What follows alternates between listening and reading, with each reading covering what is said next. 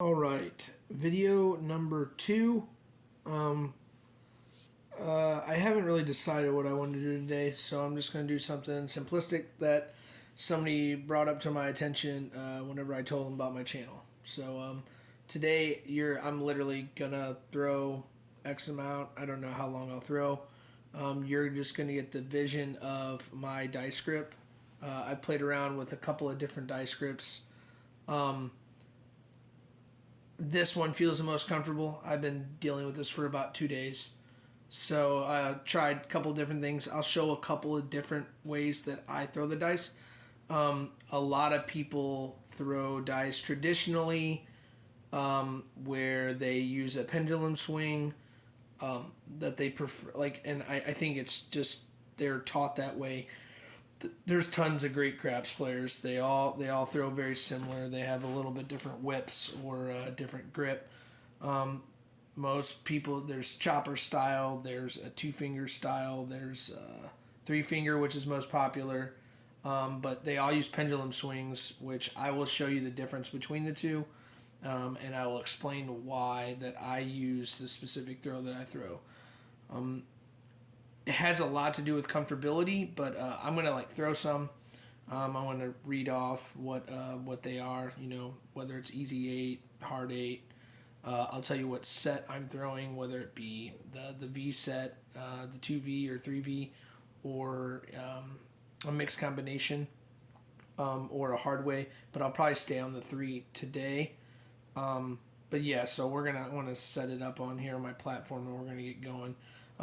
Should be able to see most of my swing, but you will get to see my dice grip. It won't be super close.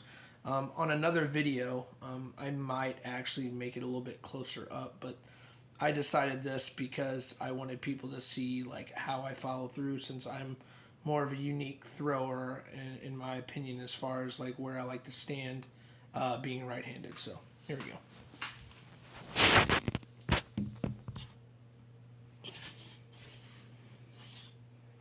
All right, this is my notepad. This is how I keep track of all my numbers.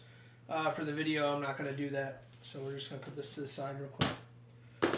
And we're just going to let them rip, and you're going to get to see where I throw from. This is approximately, the distance that I'm throwing is approximately either in between or right at stick man 1 or 2 on the right. Most of the time, if you're left-handed, you'll throw from this spot. I have a unique throw, so that's why I'm throwing from that side. So I'm going to set my dice. I'm going to start off with the hard way set. We'll do 5 or 10 of whatever, and we'll go from there. But let me get it set. Lightly gripping the dice.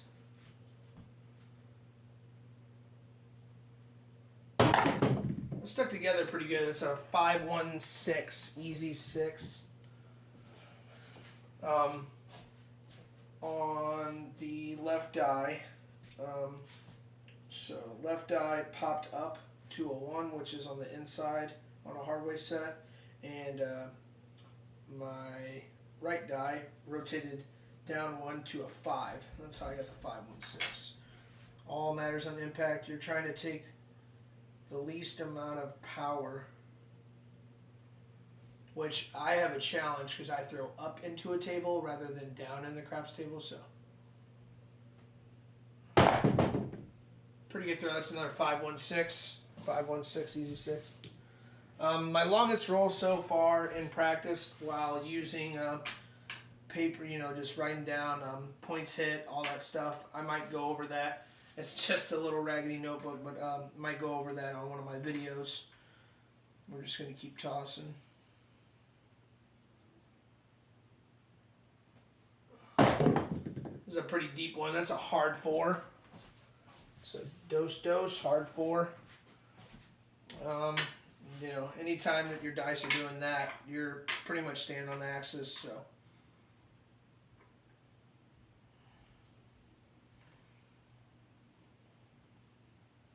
you can't really see it. I'll show it on my next throw, though.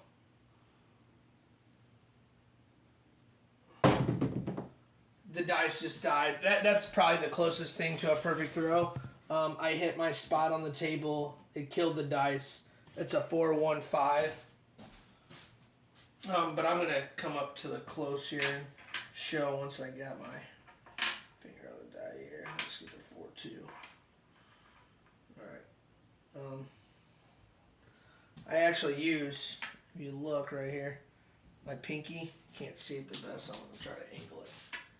So when I come over to the side, come over, my pinky touches, and there it is. Now, traditionally, you will not see this much of the dice covered. If you look at my thumb's all the way at the bottom. Most guys will tell you that you're supposed to be at the very top, where you're almost like pinching the die, and your fingers are way up at the top. I can't even really do it, but I'm going to try to show it for the video. So, like that's, like your fingers should be almost in line. Your thumb should be pretty high up. If you see that, almost, you know. I don't like this. I think it's all about comfortability.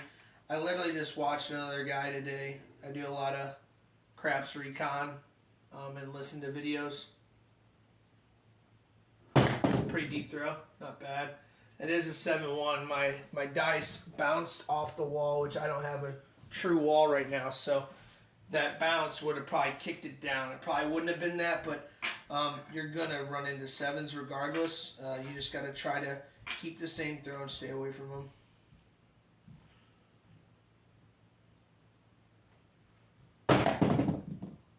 Pretty good throw, but once again, the 4-3-7. I've been experimenting with different die sets, pretty hardcore, rotating a die differently, paying attention. I don't think enough people talk about it, but it's paying attention to what your dice do. So when you're practicing, if your dice are flipping out or in, so what I mean by that is your left side, left part of the die pops over, or the inside of the die pops out. If you're consistently doing that because you're keeping the dice close, you should want to be able to pay attention to what you're doing with the dice, because you might just change up your dice set strictly because of that. But we're still on the hardwood set. It's another 6-1.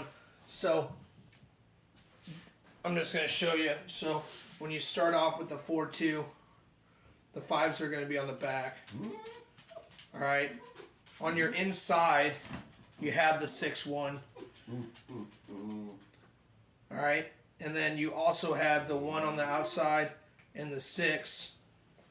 So realistically, the only 2 that you should really see is if your dice rotate twice and you hit the 4-3, if you're throwing properly and they're not kissing at the bottom. But if they kiss, you have that chance of that 6 popping up to the top with the same as the 1, or vice versa. That 1 pops out and the 6 pops out at the same time. Probably the most common one I see on the hardway set. I highly recommend the hardway set, but if your dice are popping out, you need to switch it up. There's plenty of other dice sets that you could use.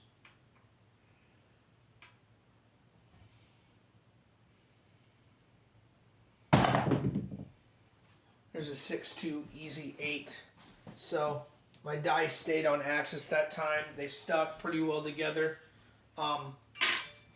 So the result came out good. There are people that ridicule dice controllers. It is real. You have to have the consistency. I'm talking and throwing. It's not good when you're at the casino, when you're playing for money after you've practiced thousands of throws. You should really be focused on what you're doing with your chips, paying attention to your bankroll, knowing when to walk away. You make $100, walk away. If you're having a rough session, you get back up $50, or you break even, walk out. There's always another day. I strongly believe in the art of control into the casino. The longer you're in the casino, the better chance they have of taking your money. That's a 6-2-8. That's a good throw. We'll switch it up here. I've thrown a couple of those, and it's already been about 10 minutes. So let's go to. I call this the reversed 3V set.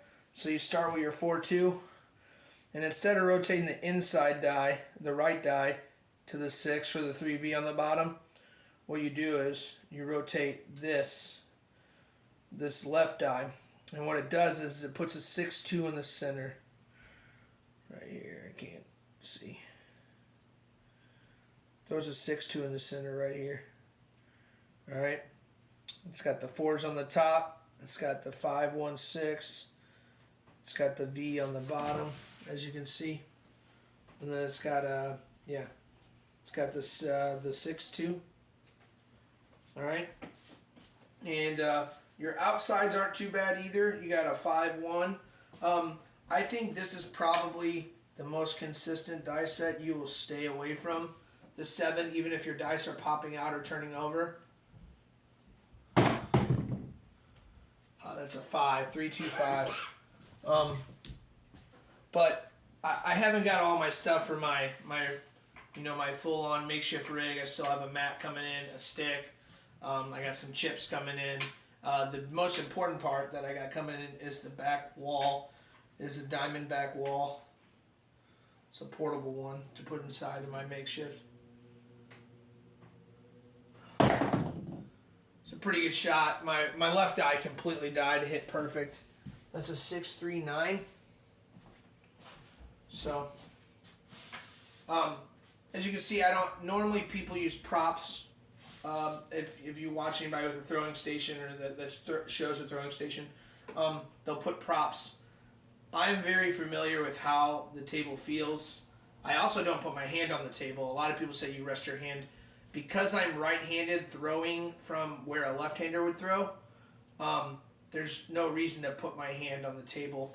I just make sure that I have a nice lean and my back pivot foot is nice and comfortably kind of like spread, so that when I lean into the table, like I'm like almost hovering to where I can get as close, like, because if I'm right next to the stickman's somewhere in here, I want to be as close to that stickman as possible to shorten my distance. The shorter the distance, the better off you have of the dice not going crazy, and you can use the wall. You can maybe even hit before the wall. You should choose a landing zone.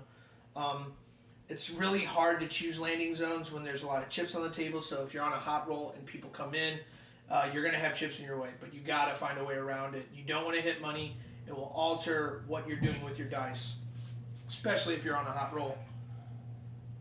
So where we go. All right, back to that 3V.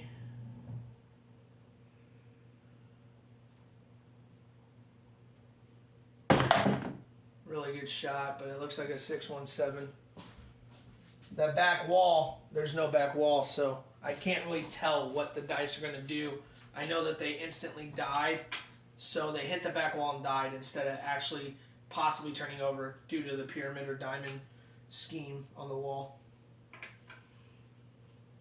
The biggest thing we're looking for, though, is not necessarily, like, we want to stay away from the 7, but same grip, nice and comfortable, good release, and that's a 4-3-7, but it felt good, and that's what really matters, because that's what practice is all about. My longest roll is 22 on my makeshift table, and then 17 would be the second. One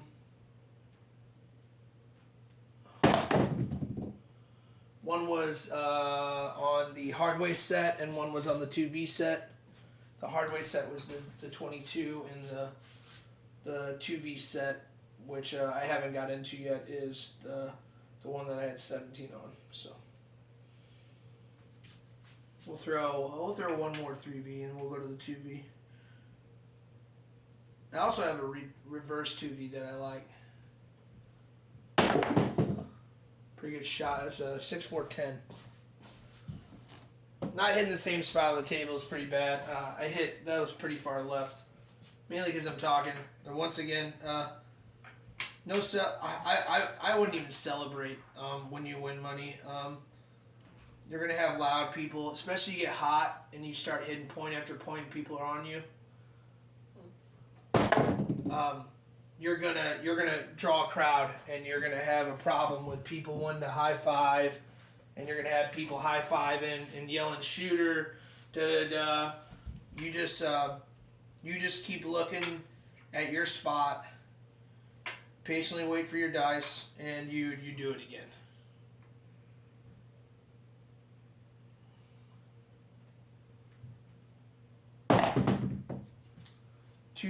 Two, 3, 5. Oh, the previous roll was a 4-3-7, so I threw 3 7s in a row.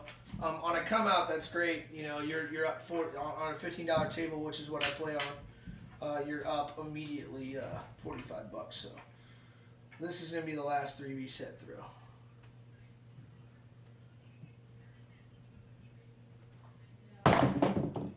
Pretty good separation. I actually like separation. There was a couple of different people that have talked about they don't like separation of the dice. As long as you're throwing it with a good follow through, if they separate, it's not necessarily bad, because you're not going to get a kiss of the dice. They're going to go their separate ways on the table, and if they're dying like they should be, they shouldn't have a bunch of power behind them, because you should be tossing them as soft as you can with a low arc to whatever spot you want. And getting least amount of action, which means you should be able to control that to where if they spread, that's fine. Just don't let one get in front of the other. You don't want them kissing. If they stick together the whole way, that's fine. More than likely, they will kiss at the end of the table, but you're going to have the diamonds to make a factor in that of killing them when they bounce off of each other and hit the wall. You got to have them die. We're going to go to the 2V set now, real quick. Might go a little bit over 20 minutes at this point, because I want to at least throw a couple of the 2Vs. So, let's see here. So 2V set is, you start here. Just start with the 2-4 again. So your 2-4.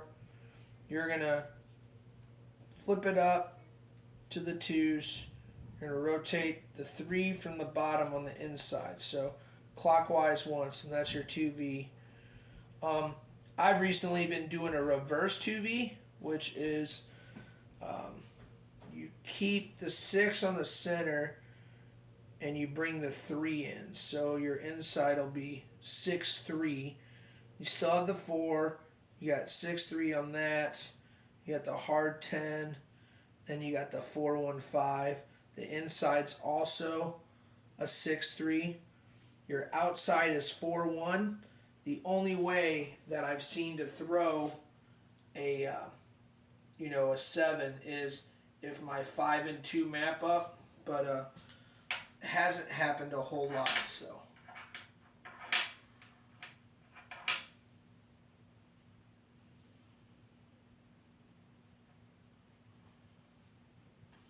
this is the reverse 2B. It's a little short. 2-3, 2-3-5. A little short though. Gotta keep it going.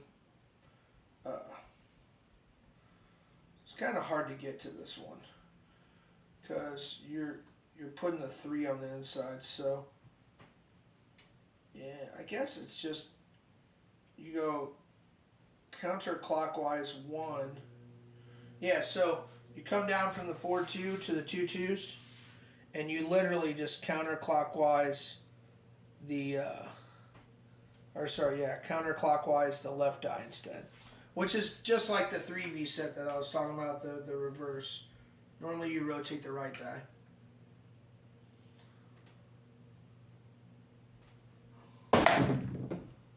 It's a hard 4. It's a pretty good shot. I mean, you're looking for outside numbers with this, but it's also a good set to, as they say, stay away from the 7s. So staying away from that as much as possible Amazing.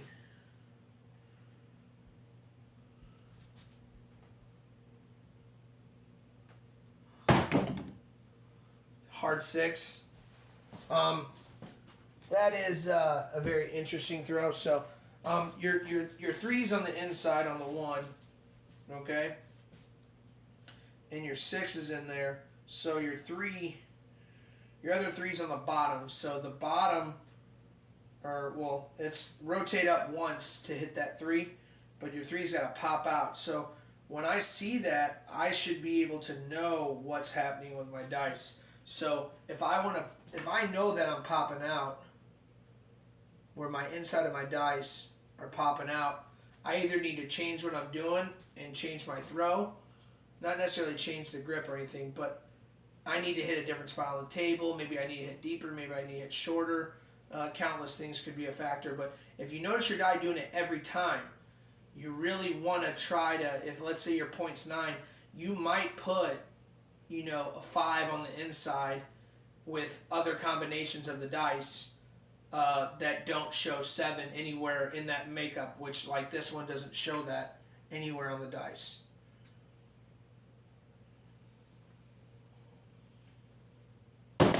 Really good throw. It's a 4-2-6. Stuck together almost to the end. Kind of opened up at the end. Hit the table. A really solid throw. I don't know. I hope that you're getting a good enough vision of like at least my grip and what I'm trying to do with these. Once again, I'm throwing from roughly this would be the equivalency of a 12-foot table. And I would be throwing right around in between 8 feet to 9 feet away. For stickman right, 1 or 2. That was a crazy one. I hit the 4 though. That's pretty. It stuck to the end. We ended up with a 3-1-4. All right.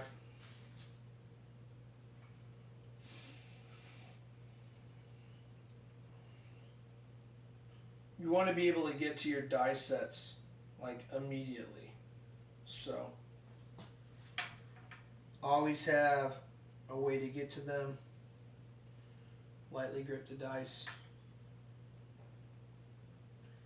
I really like all my fingers on mine. My pinky's kind of holding in there. I don't know if you can see it, but the pinky's still on there. I like it.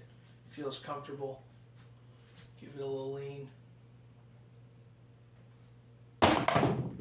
Really good shot, 3-2-5.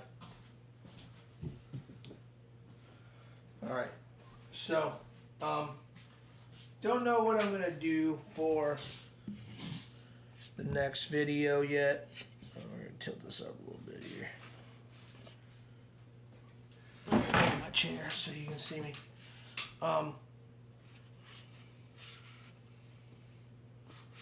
there we go. So that's my second video. We're at roughly 23 minutes. I'll go over some stuff, but I kind of said it at the beginning, and I talked most of the way. Dice control is real. There are guys that are like that. Some of the best in the world are banned from casinos in Vegas for dice control. You can't necessarily. I mean, I don't think anybody could ever like actually call what's going to happen with the dice. I think that you should focus on repetition, muscle memory. One of the best advice I ever got from a couple of different videos was, if you believe in dice control, think like an athlete. Do it every day, practice it, know what you're capable of, take your time. Really got to focus on what you're doing with your hands. When you're gripping the dice, grip is like probably the biggest thing. Pendulum swings, all that stuff. If you like the pendulum swing, do it. It's fine. It doesn't matter. The big thing is that it's a low arcing shot. You're preferably, like I said, either stickman 1 or 2, right or left, doesn't matter what side, whatever you want to throw at, and you want to have a consistent hit on where you want on the table. I like to choose the very middle of the table, the way I lean over the table, because it's almost straight on. Some people with the pendulum swing like to kind of arc, down straight down the line. I don't really like that. You just got to find out what you like. I have had some insane rolls in my past before I ever thought about making a YouTube channel. But I'm up money on the casino. I'm a strategy gambler. Kind of played around with craps, roulette, and baccarat, which I'll probably get into maybe videos in the future of just me talking about the roulette bets that like won me a good amount of money, being a low wins guy, so on and so forth. Same with baccarat. Just being able to read the board. Baccarat's pretty straightforward, though. I don't know how much I could teach or not. I teach in that game. Pretty straightforward. Just knowing that there is a little bit of an edge towards banker is probably the only bonus I can give you on that. Roulette, there's tons of strategies all over YouTube. I've played tons of different ones. I studied the casino for quite a bit of time. So we're right here at the 26-minute mark. I'd really like for people, if you catch this and you actually watch through, to like ask questions.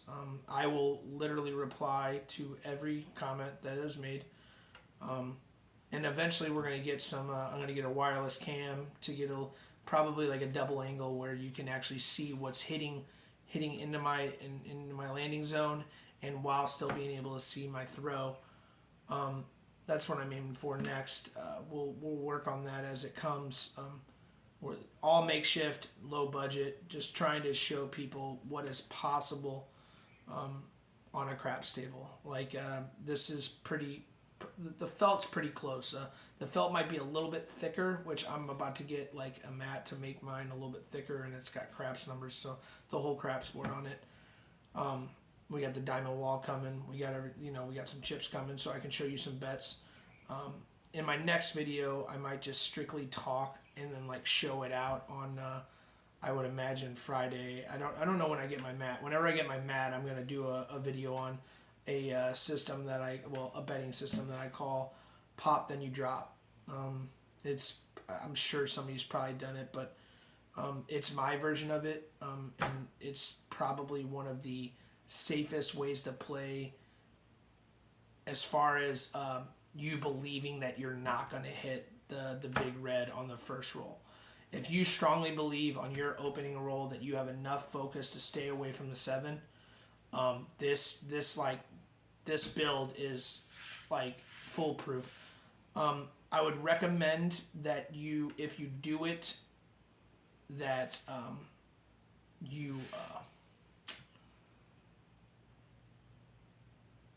you have a good amount of bankroll. I'm a low roll bankroll guy. I like to play roulette, or I like to play the dark side first, but we'll get into that more. We're up to 28 minutes, and anybody, just please, if you've watched all the way through, I'm not going to say at the beginning of my videos ever, but like and subscribe. I'm going to keep posting videos regardless if anybody comes here, just because this is just a really big passion of mine, and I'm taking it very serious. So, very, very serious. So, I hope that you come back for more content, and peace out. This is Bobby the Great Craps signing out.